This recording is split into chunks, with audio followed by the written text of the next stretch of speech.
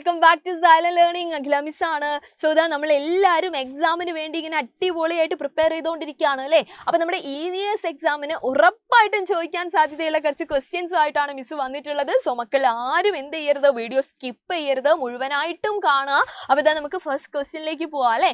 ആദ്യത്തെ ക്വസ്റ്റ്യൻ ഇതാണ്, write down the name of different ecosystem. What are the different methods we can adopt for the conservation of ecosystem അല്ലേ. അതായത് ഏതൊക്കെയാണ് വ്യത്യസ്ത തരം ആവാസ വ്യവസ്ഥകൾ, ഈ ആവാസ വ്യവസ്ഥകളെ സംരക്ഷിക്കാനായിട്ട് നമുക്ക് ചെയ്യാൻ പറ്റുന്ന കാര്യങ്ങൾ എന്തൊക്കെയാണെന്നാണ്. അപ്പൊ നമുക്ക് മനസ്സിലായില്ലേ, നമ്മുടെ ഫസ്റ്റ് ചാപ്റ്ററുമായിട്ട് ബന്ധപ്പെട്ട ക്വസ്റ്റ്യൻ ആണിത്. നമ്മൾ പഠിച്ചിട്ടുണ്ട് എന്താണ് ഇക്കോസിസ്റ്റം എന്ന് പറഞ്ഞു കഴിഞ്ഞാൽ നമുക്കറിയാം എന്താണ് ആവാസ വ്യവസ്ഥ. The system or place where biotic and abiotic factors are depend on each other അല്ലേ. അതായത് എന്താണ് ബയോട്ടിക് ഫാക്ടേഴ്സും അബയോട്ടിക് ഫാക്ടേഴ്സും, അതായത് ജീവിയ ഘടകങ്ങളും ഉണ്ട്, നമുക്ക് അജീവീയ ഘടകങ്ങളും ഉണ്ട്. സിമ്പിൾ ആയിട്ട് പറഞ്ഞു കഴിഞ്ഞാൽ ജീവനുള്ള ആളുകളും ജീവൻ ഇല്ലാത്ത ആളുകളും ഉണ്ട് അല്ലെ. ലിവിങ് തിങ്സും നോൺ ലിവിങ് തിങ്സും ഉണ്ട്. ഇവർ പരസ്പരം എന്ത് ചെയ്യുന്നുണ്ട്, ഡിപ്പെൻഡ് ചെയ്തിട്ടല്ലേ ജീവിക്കുന്നത്, പരസ്പരം ആശ്രയിച്ചിട്ടല്ലേ ജീവിക്കുന്നത്, നമ്മൾ അങ്ങനെ പഠിച്ചിട്ടില്ലേ. അപ്പൊ ഇങ്ങനെ ഇവർ പരസ്പരം ഡിപ്പെൻഡ് ചെയ്ത് ആശ്രയിച്ച് ജീവിക്കുന്ന ആ ഒരു പ്രദേശത്തിനെയാണ്, ആ ഒരു പ്ലേസിനെയാണ് നമ്മൾ എന്ത് വിളിക്കുന്നത്, ഇക്കോസിസ്റ്റം അഥവാ ആവാസ വ്യവസ്ഥ എന്ന് വിളിക്കുന്നത്. ഫോർ എക്സാമ്പിൾ ഇതാ ഇവിടെ ഈ ചിത്രത്തിൽ കാണുന്ന പോണ്ട് അല്ലെ, കുളം എന്ന് പറയുന്നത് എന്താണ്, ഒരു ഇക്കോസിസ്റ്റം ആണ്, ഒരു ആവാസ വ്യവസ്ഥയാണ്. അപ്പൊ വ്യത്യസ്ത തരം ആവാസ വ്യവസ്ഥകൾ ഏതൊക്കെയാന്ന് ചോദിച്ചു കഴിഞ്ഞാൽ, ആവാസ വ്യവസ്ഥകളുടെ എക്സാമ്പിൾ ഇപ്പൊ നമ്മൾ പറഞ്ഞു അല്ലെ, കുളം പറയാം, അതേപോലെ ദാ ഇവിടെ കാണുന്ന കുന്നുകളും വയലുകളും, അതുപോലെ തന്നെ എന്താണ് കുളങ്ങൾ പറഞ്ഞു, കുറ്റിക്കാടുകൾ, ഫോറസ്റ്റ്, ഇതൊക്കെ എന്താണ് ഈ പറയുന്ന ഇക്കോസിസ്റ്റം അല്ലെ, ആവാസ വ്യവസ്ഥയ്ക്ക് എക്സാമ്പിൾസ് ആണ്. അപ്പൊ നമുക്ക് ഇതിനെ രണ്ടായിട്ട് തിരിക്കാൻ പറ്റും അല്ലെ. നാച്ചുറൽ ഇക്കോസിസ്റ്റം ഉണ്ട് നമുക്ക്, അതേപോലെ തന്നെ എന്താണ് ആർട്ടിഫിഷ്യൽ ഇക്കോസിസ്റ്റം ഉണ്ട്. അതായത് എന്താണ് പ്രകൃതിദത്തമായിട്ടുള്ള എന്താണ് ഈ പറഞ്ഞിട്ടുള്ള ആവാസ വ്യവസ്ഥകളും ഉണ്ട്, അതേപോലെ തന്നെ മാൻ മെയ്ഡ് അല്ലെ, കൃത്രിമമായിട്ട് നമ്മൾ ഉണ്ടാക്കിയെടുക്കുന്ന ആവാസ വ്യവസ്ഥകളും ഉണ്ട്. ഇപ്പൊ നമ്മൾ പറഞ്ഞിട്ടുള്ള കുളങ്ങളാണെങ്കിലും അതുപോലെ തന്നെ നമ്മളുടെ പുഴയാണെങ്കിലും കാടാണെങ്കിലും ഒക്കെ എന്താണ് നാച്ചുറൽ ആണ് അല്ലെ, ഓൾറെഡി ഉള്ളതാണ്. എന്നാൽ നിങ്ങൾ ആലോചിച്ച് നമ്മൾ ഒരു അക്വേറിയം വീട്ടിൽ ഉണ്ടാക്കുക എന്ന് വിചാരിക്കുക, അത് ഓൾറെഡി അവിടെ ഉള്ളതാണോ, നമ്മുടെ ഭൂമിയിൽ ഉള്ളതാണോ? ഒരിക്കലും അല്ല അല്ലെ, നമ്മൾ ഉണ്ടാക്കിയെടുക്കുന്നതല്ലേ. സോ അതിനാണ് നമ്മൾ എന്ത് വിളിക്കുന്നത്, മാൻ മെയ്ഡ് എക്കോസിസ്റ്റം എന്ന് നമ്മൾ വിളിക്കുന്നത്. അല്ലെങ്കിൽ എന്താണ് ഈ പറയുന്ന പോലെ ആർട്ടിഫിഷ്യൽ അല്ലെ, കൃത്രിമമായിട്ട് നമ്മൾ ഉണ്ടാക്കിയെടുക്കുന്ന ആവാസ വ്യവസ്ഥ എന്ന് പറയുന്നത്. അപ്പൊ ആ രീതിയിൽ നമുക്ക് ആൻസർ ചെയ്യാം. എല്ലാം നമ്മൾ എഴുതേണ്ട ആവശ്യമില്ല, അതായത് എല്ലാ എക്സാമ്പിൾസും ഇങ്ങനെ എഴുതേണ്ട ആവശ്യമില്ല. എന്നാൽ നമ്മൾ ഒരു ഈ കാര്യം പറഞ്ഞിട്ട് ഒന്നോ രണ്ടോ എക്സാമ്പിൾസ് എന്ത് ചെയ്താൽ മതി, ചോദ്യത്തിൽ കൃത്യമായിട്ട് പറഞ്ഞിട്ടില്ലെങ്കിലാണ് മിസ് പറഞ്ഞു തരുന്നത്.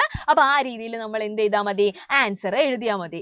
ഓക്കെ, നെക്സ്റ്റ് ഒരു ക്വസ്റ്റ്യൻ ഉണ്ടായിരുന്നു അല്ലെ, എങ്ങനെയാണ് ഈ ആവാസ വ്യവസ്ഥയെ നമ്മൾ സംരക്ഷിക്കുക എന്നുള്ളത്. നമുക്കറിയാം നമ്മുടെ ആവാസ വ്യവസ്ഥകളെ, നമ്മുടെ ഈ പറയുന്ന എന്താണ് നമ്മളുടെ ഇക്കോസിസ്റ്റങ്ങളെയൊക്കെ നശിപ്പിക്കുന്ന ഒരുപാട് പ്രവർത്തികൾ മനുഷ്യരായിട്ടുള്ള നമ്മൾ തന്നെ ചെയ്യുന്നുണ്ട് അല്ലെ. ഇവിടെ നോക്കിയേ നിങ്ങൾ, യെസ്, മണൽ വാരുന്നത്, കീടനാശിനി പെസ്റ്റിസൈഡ് യൂസ് ചെയ്യുന്നത്, ഡീഫോറസ്റ്റേഷൻ, പ്ലാസ്റ്റിക്കുകൾ, ഇതൊക്കെ നമ്മൾ ഇക്കോസിസ്റ്റത്തിന് ആവാസ വ്യവസ്ഥനെ എന്ത് ചെയ്യുന്നുണ്ട്, തകർക്കുന്നുണ്ട്. അപ്പൊ ഇതൊക്കെ നമ്മൾ എന്ത് ചെയ്യണം, നമ്മൾ തടയണം അല്ലെ. അതാണ് ഇവിടെ പറയുന്നത്. എന്തൊക്കെയാണ്, അമിതമായിട്ടുള്ള കീടനാശിനി ഉപയോഗിക്കുന്നത് നമ്മൾ എന്ത് ചെയ്യണം, നിർത്തണം. ഡീഫോറസ്റ്റേഷൻ, വനങ്ങൾ നശിപ്പിക്കുന്നത് നമ്മൾ എന്ത് ചെയ്യണം, തടയണം. യെസ് അല്ലെ, സാൻഡ് മൈനിങ് ഉണ്ട്, ഡിസ്ട്രക്ഷൻ ഓഫ് ഗ്രോവ്സ് അല്ലെ, നമ്മുടെ എന്താണ് ഗ്രോവ്സ് എന്ന് പറഞ്ഞു കഴിഞ്ഞാൽ നമ്മുടെ കാവുകളാണ് കേട്ടോ. അപ്പൊ കാവുകളൊക്കെ നമ്മൾ എന്ത് ചെയ്യണം, സംരക്ഷിക്കണം. മണ്ണിട്ട് ഈ വയലുകളൊക്കെ മണ്ണിട്ട് നികത്തുന്നതൊക്കെ നമ്മൾ തടയണം. കാരണം വയൽ എന്ന് പറയുന്നത് എന്താണ്, ഒരു ആവാസ വ്യവസ്ഥയാണ്, ഒരു ഇക്കോസിസ്റ്റം ആണ്. അവിടത്തേക്കുള്ള മണ്ണ് നമ്മൾ കുന്നിടിച്ചിട്ടാണ് എടുക്കുന്നത് അല്ലേ. അപ്പൊ ഹിൽ എന്ന് പറയുന്നത് എന്താണ്,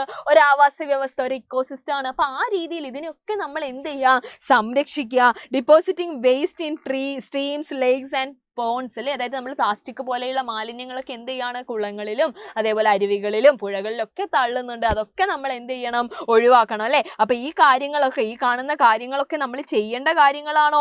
ഒരിക്കലും അല്ല. ഇതൊക്കെ നമ്മൾ എന്ത് ചെയ്യേണ്ട ആവശ്യങ്ങളാണ്, നമ്മൾ നിർത്തേണ്ടതാണ് അല്ലേ. ആരെങ്കിലുമൊക്കെ ഇങ്ങനെയൊക്കെ ചെയ്യുന്നുണ്ടെങ്കിൽ ആ കാര്യങ്ങളൊക്കെ നമ്മൾ എന്ത് ചെയ്യണം, സ്റ്റോപ്പ് ചെയ്യേണ്ടതാണ്. ക്ലിയർ ആയെന്ന് വിചാരിക്കുകയാണ്. അപ്പൊ ഈ രീതിയിലൊക്കെ ക്വസ്റ്റ്യൻസ് നമ്മൾ എക്സാമിന് എന്ത് ചെയ്യണം, പ്രതീക്ഷിക്കണം. അടുത്ത ക്വസ്റ്റ്യൻ, അടുത്ത ക്വസ്റ്റ്യനിലേക്ക് പോകുന്നതിന് മുമ്പ് ഇതാ ഒരു പ്രധാനപ്പെട്ട കാര്യം മക്കളെടുത്ത് പറയാണ്. നമ്മുടെ പ്രാണ ബാച്ചിനെ പറ്റി മക്കൾക്ക് എല്ലാവർക്കും അറിയാം അല്ലേ. അപ്പൊ ഇതാ ആരെങ്കിലും പ്രാണ ബാച്ചിൽ ജോയിൻ ചെയ്യാത്തവരുണ്ടെങ്കിൽ ഇതാ എക്സാം ഒക്കെ ആയതുകൊണ്ട് പെട്ടെന്ന് തന്നെ ജോയിൻ ചെയ്യാൻ വേണ്ടി തോന്നുന്നുണ്ടാവും.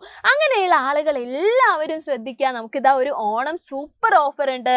അതായത് ഇതാ ഇപ്പൊ നമ്മുടെ പ്രാണ ബാച്ചിൽ അഡ്മിഷൻ എടുക്കുകയാണെങ്കിൽ ഓണം 20 എന്ന് പറയുന്ന കോഡ് നമ്മൾ യൂസ് ചെയ്യുകയാണെങ്കിൽ നമുക്ക് എന്താണ് 20% ആണ് ഓഫർ കിട്ടുന്നത്. വളരെ കുറഞ്ഞ സീറ്റ് മാത്രമേ ഉണ്ടായിരിക്കുള്ളൂ. അപ്പം മാക്സിമം മാക്സിമം മക്കൾ എന്ത് ചെയ്യുക, പെട്ടെന്ന് തന്നെ ജോയിൻ ചെയ്യുക. അപ്പോൾ ഓണം എക്സാം വരെയുള്ള ക്ലാസ്സുകൾ കഴിഞ്ഞല്ലോ മിസ്സേ, അത് ഞങ്ങൾക്ക് കിട്ടില്ലല്ലോ എന്നുള്ള ആ ഒരു കൺഫ്യൂഷൻ ഒന്നും നമുക്ക് വേണ്ട. അതെല്ലാം നമ്മൾ എന്ത് ചെയ്യും, റിവൈസ് ചെയ്യും. അത് ഞാൻ ഗ്യാരണ്ടി പറയുകയാണ്. ഞങ്ങൾ എല്ലാവരും നിങ്ങളുടെ കൂടെ ഉണ്ടാവും. അപ്പോൾ മാക്സിമം എന്ത് ചെയ്യുക, ജോയിൻ ചെയ്യാത്ത ആരെങ്കിലും ഉണ്ടെങ്കിൽ നമ്മുടെ പ്രാണ ബാച്ചിൽ ജോയിൻ ചെയ്യുക. 20% ആണ് ഓഫ് ഉള്ളത്. മറക്കേണ്ട, ഓണവുമായിട്ട് ബന്ധപ്പെട്ട് കിട്ടുന്ന ഓണം സൂപ്പർ ഓഫർ ആണ് അല്ലേ. അപ്പോൾ ആരെങ്കിലും ഉണ്ടെങ്കിൽ ഈ നമ്പറിൽ ഒന്ന് പെട്ടെന്ന് തന്നെ കോൺടാക്ട് ചെയ്യുക. നമുക്ക് നമ്മുടെ അടുത്ത ക്വസ്റ്റ്യൻ നോക്കാം അല്ലേ. അടുത്ത ക്വസ്റ്റ്യൻ എന്താണ്? ആമയ്ക്ക് കരയിലും ജലത്തിലും ജീവിക്കാനുള്ള അനുകൂലനങ്ങൾ എന്തെല്ലാം? Which are the adaptations that help tortoise to move in water and land അല്ലേ. ആമയ്ക്ക് എന്താണ് നമുക്കറിയാം അല്ലേ, ആമ രണ്ടിടത്തും ജീവിക്കുന്നുണ്ട്. അപ്പോൾ അതിന്റെ അനുകൂലനം അഡാപ്റ്റേഷൻ എന്താണെന്നാ ചോദിച്ചത്. അപ്പോൾ മക്കൾ ആലോചിച്ച് നോക്കിയാൽ എന്താ അഡാപ്റ്റേഷൻ എന്ന് പറഞ്ഞു കഴിഞ്ഞാൽ നമ്മൾ പഠിച്ചിട്ടുണ്ട് അല്ലേ. ഒരു ജീവിക്ക്, ഒരു ഓർഗാനിസത്തിന് അതിന്റെ പ്ലേസിൽ ജീവിക്കാൻ കുറേ പെക്യുലാരിറ്റീസ്, കുറേ പ്രത്യേകതകൾ വേണം. അതിനെയാണ് നമ്മൾ അഡാപ്റ്റേഷൻ അഥവാ അനുകൂലനങ്ങൾ എന്ന് വിളിച്ചിട്ടുള്ളത്. അപ്പോൾ ഓരോരുത്തർക്കും ഓരോരോ അനുകൂലനങ്ങൾ ഉണ്ടാവും അല്ലേ. അപ്പൊ നമ്മുടെ ആമ എന്ന് പറഞ്ഞു കഴിഞ്ഞാൽ ആരാണ്? ഒരു ആംഫിബിയൻ ആണ് അല്ലെ. അതായത് ഉഭയജീവിയാണ്. കരയിലും ജീവിക്കാൻ പറ്റും, വെള്ളത്തിലും ജീവിക്കാൻ പറ്റും അല്ലെ. ലാൻഡിലും ജീവിക്കാൻ പറ്റും, വാട്ടറിലും ജീവിക്കാൻ പറ്റും. അപ്പൊ ആമയുടെ എന്തൊക്കെയാണ് അഡാപ്റ്റേഷൻസ് എന്ന് ചോദിച്ചു കഴിഞ്ഞാൽ നമ്മൾ ഈ കാര്യങ്ങളൊക്കെ അവിടെ എഴുതി കൊടുക്കണം. ആമയുടെ ശരീരത്തിന്റെ പ്രത്യേകതകളാണ് എന്ത്? വഴുവഴുപ്പുള്ള ഈ ബോഡി അല്ലെ, അതായത് സ്ലിമ്മി ബോഡി എന്ന് പറയുന്നത്, തുഴ പോലെയുള്ള കാലുകൾ അല്ലെ, ഓർ ലൈക്ക് എന്താണ് ലെഗ്സ് ഉണ്ട്. അതേ ലെഗിനൊരു പ്രത്യേകത കൂടെ ഉണ്ട്. എന്താണ്? യെസ്, കരയിൽ നടക്കുന്നതിന് അനുയോജ്യമായിട്ടുള്ള കാലുകൾ. അപ്പൊ ലാൻഡിലാണെങ്കിൽ അതിന് എന്ത് ചെയ്യാൻ പറ്റും? നടക്കാനും പറ്റും അല്ലെ. അതേപോലെ തന്നെ എന്താണ്? നമുക്ക് ശ്വസിക്കണം. എവിടെയാണെങ്കിലും നമുക്ക് ബ്രീത്ത് ചെയ്യണം. അപ്പൊ കരയിലാണെങ്കിലും വെള്ളത്തിലാണെങ്കിലും ശരി, ലാൻഡിലാണെങ്കിലും വാട്ടറിലാണെങ്കിലും ശരി, ശ്വസിക്കാൻ പറ്റുന്ന, ഈസി ആയിട്ട് ബ്രീത്തിങ് ഒക്കെ നടക്കുന്ന അവയവം ആരിലുണ്ട്? നമ്മുടെ ആമയിലുണ്ട്. അപ്പൊ ഈ കാര്യങ്ങളൊക്കെ അതിന്റെ അഡാപ്റ്റേഷൻസ് ആയിട്ട് മക്കൾ എന്ത് ചെയ്യണം? എഴുതണം. ഇതൊരു എക്സാമ്പിൾ ആണ്. ഇതിന് പകരം ചിലപ്പോൾ വേറെ നമ്മൾ പഠിച്ചിട്ടുള്ള ജീവികളെ ആയിരിക്കാം ചോദിക്കുന്നുണ്ടാവുക. അപ്പൊ ആ രീതിയിൽ അഡാപ്റ്റേഷനും എന്താണ് ഇമ്പോർട്ടന്റ് ആണെന്നുള്ളത് ഓർത്തു വെക്കുക.